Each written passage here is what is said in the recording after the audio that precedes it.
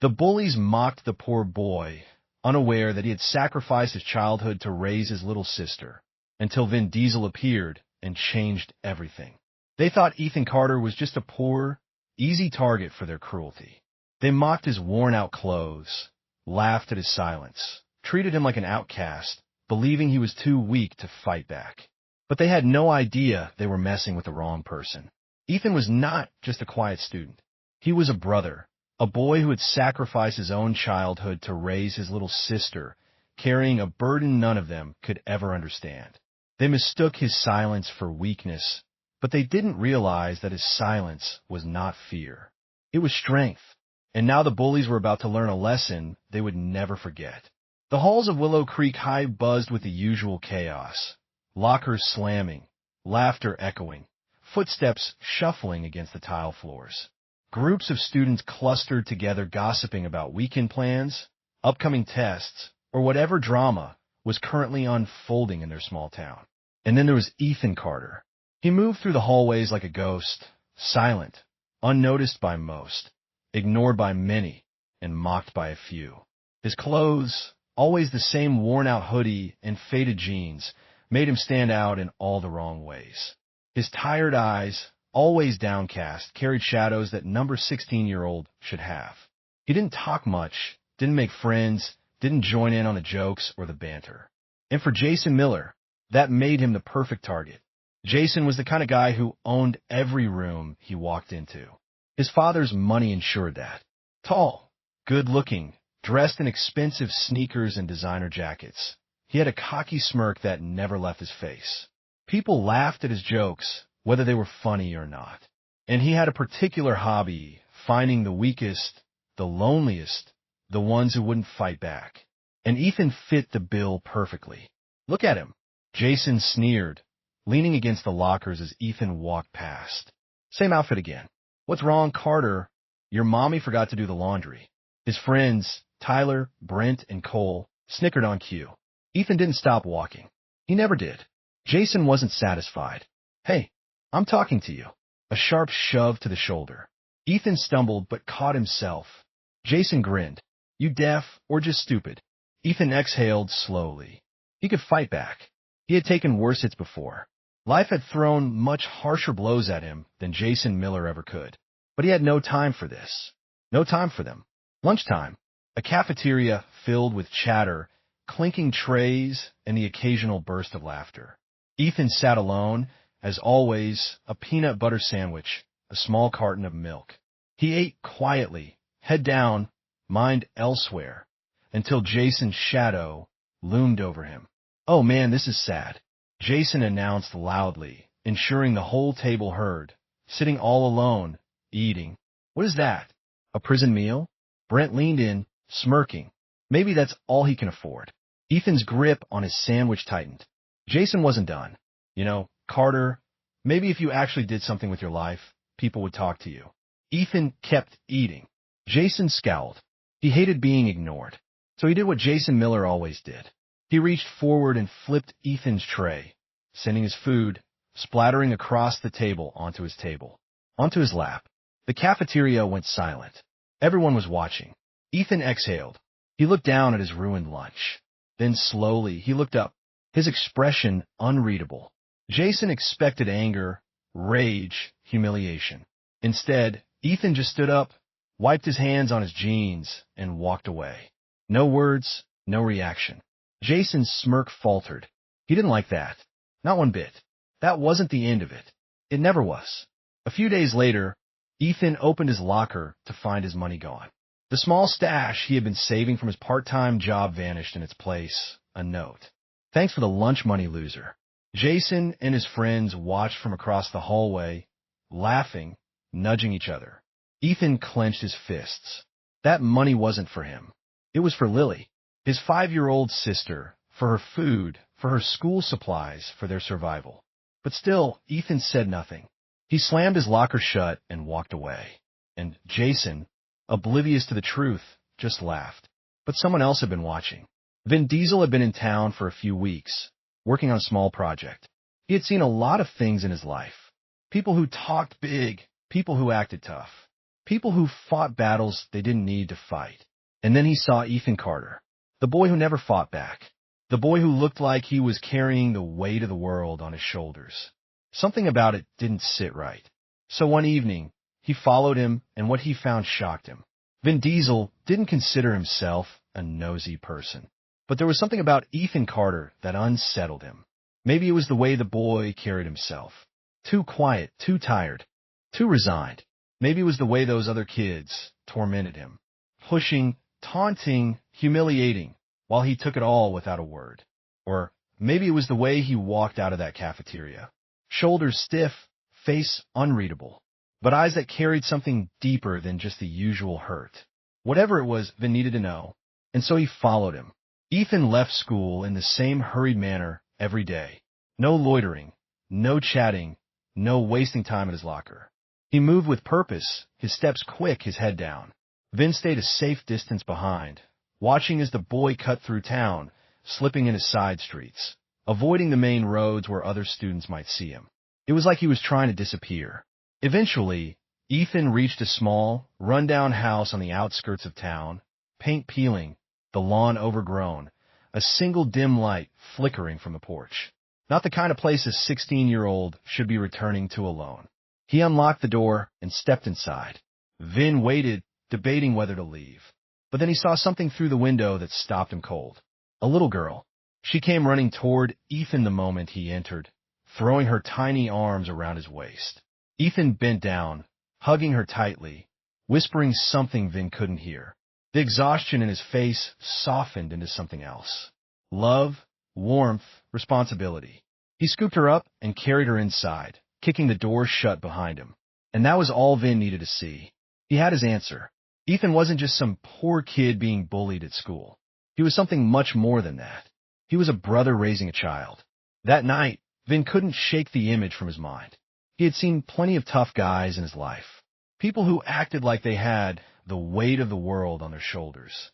But none of them had actually been carrying it like Ethan was. He wasn't just surviving high school. He was surviving life. And nobody knew. Nobody saw it. Except now Vin did. And he wasn't about to ignore it.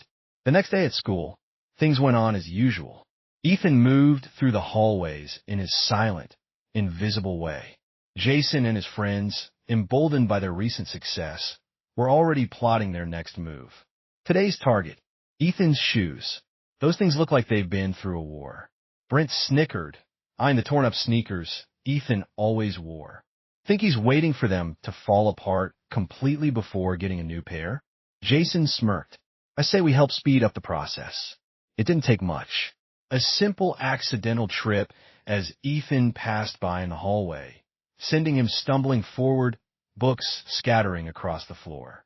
Before he could recover, Jason casually stepped down right on top of Ethan's shoe. A crack sounded, a sole already hanging by a thread ripped clean off. Laughter erupted. Ethan stared at his ruined shoe for a long moment, jaw tightening, fingers curling into fists at his side. But then, as always, he said nothing. He just picked up his books, shoved them into his bag, and limped away. But this time, Vin Diesel saw everything. Something inside him snapped. Enough was enough. That afternoon, as Jason and his friends sat in the cafeteria, basking in their latest victory, a shadow loomed over their table. They looked up, then immediately wished they hadn't. Vin Diesel, arms crossed, eyes cold. Jason's smirk faltered. You think you're tough, huh? Vin's voice was calm, but there was something dangerous behind it. Tearing people down, making yourselves feel bigger by making someone else feel smaller. Jason swallowed, shifting uncomfortably. I don't know what you're talking about, man. Vin didn't blink. You know exactly what I'm talking about. And here's the thing. You got no clue what that boy's been through. None of you do. But I do. Brent forced a laugh. What? You his bodyguard now. Vin leaned forward, resting his hands on the table. Number. But maybe you should have one. His gaze swept across them, his expression unreadable. Leave him alone. Jason huffed. Or what? Vin's eyes darkened. Where are you going to find out what it's like to be on the other side of this game you love playing? Silence. Nobody moved. Then, without another word, Vin straightened and walked away. Jason exhaled, forcing a smirk. Whatever, he muttered. But the laughter was gone. The victory, the satisfaction. It had vanished, replaced by something else. Something uncomfortable, because for the first time, someone had stood up for Ethan. And Jason wasn't sure how to handle that. Meanwhile, Ethan had no idea any of it had happened. He had spent the afternoon at work scrubbing dishes, ignoring the ache in his feet. His shift ended late, like always, and he made his way home in the dark. But when he reached his front porch, he stopped. Something was sitting there. A box. Confused, he bent down and opened it. Inside, a brand new pair of sneakers, sturdy, high quality, better than anything he had ever owned. A small note was tucked inside. No one fights. Alone. Ethan stared at it for a long time. Then for the first time in a long time, his eyes burned, not with exhaustion, not with pain, but with something else. Hope. The next day, Jason saw Ethan walk into school with new shoes. And for the first time, Jason felt small. Jason couldn't stop staring. Ethan Carter, the same kid he and his friends had spent weeks humiliating, walked into school that morning, wearing a brand new pair of sneakers, not the torn, barely held together pair he had been limping around in the day before. These were sturdy, clean, well-made. They didn't belong to a kid like Ethan. They didn't fit the image Jason had built of him in his mind. Jason had seen the way Ethan carried himself, how he never pushed back, how he never even tried to defend himself. He was supposed to be a nobody, a loser, someone with nothing. And yet here he was, walking through the hallways, looking almost unshaken. For the first time since they started tormenting him, Jason felt something unexpected. Doubt. Brent leaned in. Where do you think he got those? Tyler scoffed. Probably stole him. But Jason wasn't convinced. Something didn't add up. He had stolen from Ethan before. He had seen what little the kid had. There was no way he had the money to buy those. Then he remembered the conversation in the cafeteria yesterday. Vin Diesel. That guy had shown up out of nowhere defending Ethan like he knew something nobody else did. Jason didn't like it. It made him uneasy. He needed to know more. The day passed as usual, but Jason couldn't shake the feeling that there was something about Ethan that he and his friends had missed. That afternoon, instead of heading home, he did something he had never done before. He followed Ethan. Ethan left school the same way he always did. Quickly head down, moving with a kind of urgency that Jason had never bothered to question before. Jason stayed back, keeping his distance, weaving through the crowds as Ethan disappeared into the quieter parts of town. He expected the kid to go to some rundown part-time job or a crumbling apartment. What he didn't expect was to see Ethan step into a tiny, barely standing house at the edge of town. It was small, barely big enough for two people with paint peeling from the walls and a front porch that looked like it might collapse at any second. Jason frowned. This wasn't just a bad home. It was a desperate one. He moved closer, staying low, peering through a side window. Inside, he saw Ethan drop his bag onto a chair and turn just as a little girl came running into the room. She couldn't have been more than 5. Ethan bent down, scooping her up with ease, holding her close as she giggled against his shoulder. Jason blinked, completely thrown off. A sister. He had never even considered the possibility. He had never seen Ethan talk about family, never heard him mention parents or siblings. But now, watching him pull a small carton of milk from the fridge, half empty with barely any food on the shelves behind it, Jason realized something horrifying. Ethan wasn't just some poor kid struggling to get by. He was raising his sister alone. Jason took a step back, his heart pounding, his mind raced, trying to process everything he had just seen, the exhaustion on Ethan's face, the way he always left school so fast, the way he never had money, the way he never fought back. It wasn't because he was weak. It was because he couldn't afford to fight back. Every dollar he earned, every ounce of energy he had, was going into keeping that little girl safe. And Jason had spent weeks making his life even harder. Guilt clawed at his chest in a way he had never felt before.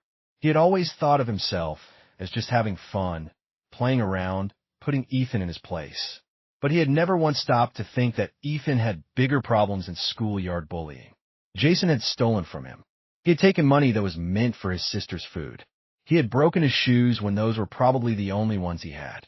A sickening feeling churned in Jason's stomach. He had never felt bad for bullying anyone before. But this was different. He had crossed a line he hadn't even known existed. That night, Jason lay awake staring at the ceiling. The image of Ethan holding his little sister burned into his mind. He thought about the brand new shoes Ethan had worn that day. Someone had given them to him. Vin Diesel. That man had stepped in where Jason should have stopped. And for the first time in his life, Jason felt ashamed of the person he had become. The next day, Jason didn't say anything to his friends. He didn't laugh at their jokes. He didn't join in when they snickered about Ethan's quiet demeanor. Instead, he found himself watching from a distance, observing, thinking. By lunch, he had made a decision. It wasn't much. It wasn't enough. But it was something. Ethan returned to his locker that afternoon and found something waiting for him. A simple black backpack. Brand new, sturdy, with zippers that actually worked. Inside, a stack of neatly folded bills, exactly the amount that had been stolen from him, and a small, scrolled note. I owe you one. Ethan stared at it for a long time. His hands tightened around the bag. His throat thick. He didn't need to ask who had left it. He knew. And for the first time, he realized something had changed. Jason Miller had stopped laughing. Ethan stood in front of his locker, staring at the brand new backpack in his hands.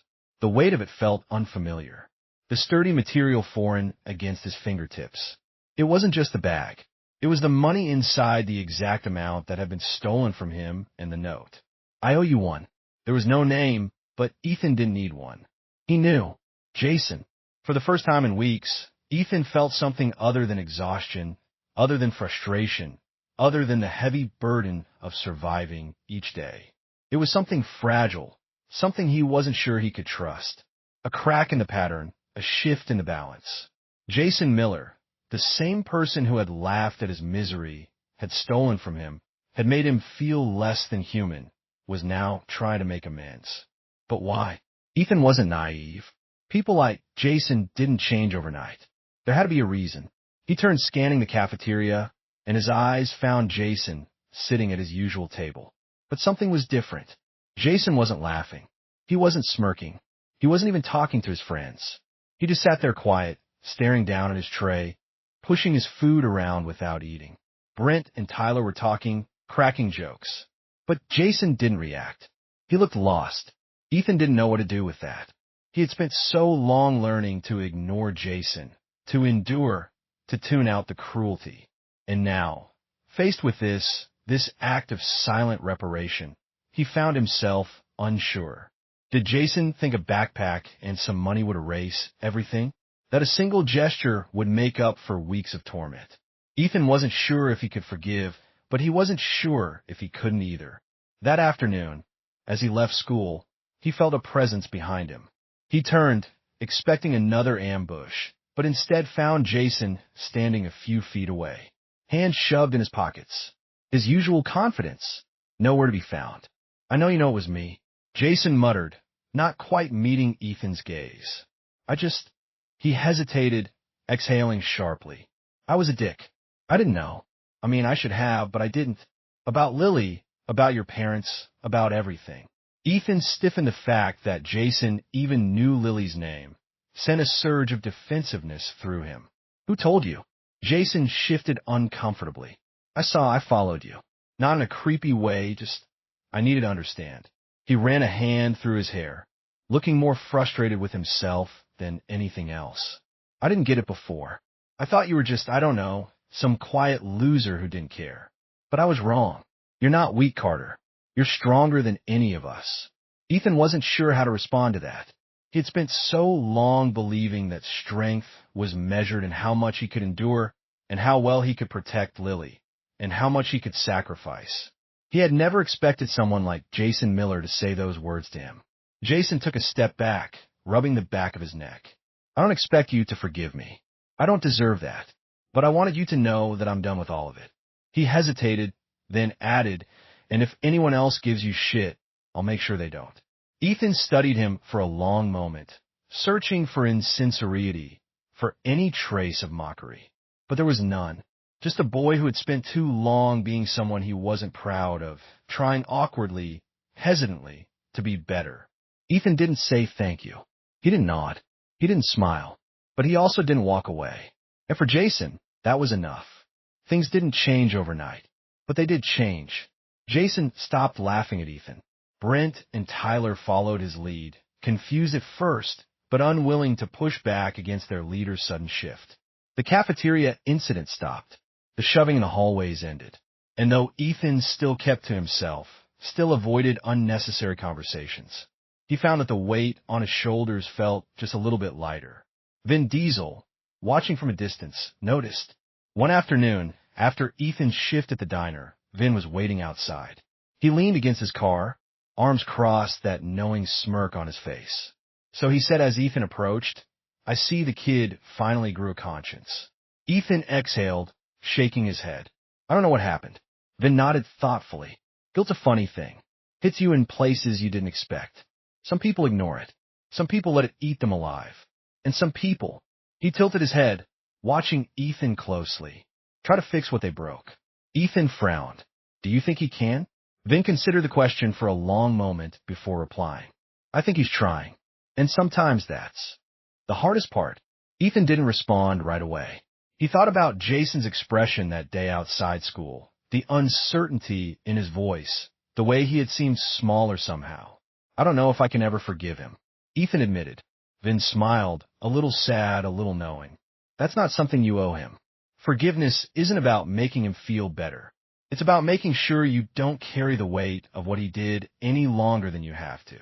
Ethan wasn't sure if he was ready for that, but maybe someday he would be. Winter came, and with it a new reality. Ethan still worked late nights, still picked Lily up from daycare, still did everything he had always done to keep them afloat. But things were different now. One day, he found a small envelope tucked into his locker. No name, no handwriting he recognized. Inside was a neatly folded sheet of paper. "The school's got a fund for students in need. Some of us pitched in. Just thought you should know. No one should have to do this alone." Ethan stared at it, his throat tightening. He didn't need to ask who had left it. A few weeks later, a scholarship application arrived in his mailbox. He didn't need to ask about that either. And when Lily came home one evening to find a brand new backpack waiting for her, filled with school supplies she had never dared to ask for, Ethan just sat on the couch, pressing his fingers to his temples, exhaling shakily. No one owed him anything.